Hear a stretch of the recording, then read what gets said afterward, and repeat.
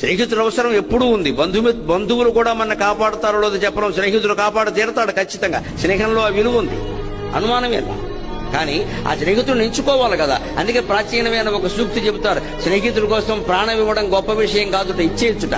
కానీ ప్రాణం ఇవ్వడానికి అర్హత కలిగిన గొప్ప స్నేహితుడు దొరకాలి కదా, అది గొప్ప విషయం అన్నాడు.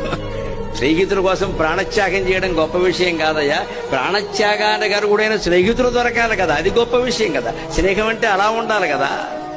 చిన్న పని జరగానే అనుమానం వస్తే ఇంకా స్నేహం ఎలా అండి? అంటే స్నేహితుల్లో మొట్టమొదటి ఉండే లక్షణం ఏంటంటే పాపాన్ నివారయతి, తప్పు చేస్తుంటే వారించాలండి. దయచేసి విద్యార్థులు ఆలోచించండి. అటువంటి స్నేహానికి పునాదులు కాలేజీలోనే పడతాయి. ఎందుకంటే ఇక్కడ రోజు కలుస్తూ ఉంటారు, మనస్తత్వాలు తెలుస్తూ ఉంటాయి, ఉపకారాలు అపకారాలు అన్ని జరుగుతూ ఉంటాయి. 4 ఏళ్ల పాటు మనం కలిసి సంచరిస్తాం ఇక్కడ. అందులో హాస్టల్లో ఉండేవాళ్ళు ఇంకా దగ్గరగా ఉంటారు. జాగ్రత్తగానే ఉండాలి, చూసుకోవాలి.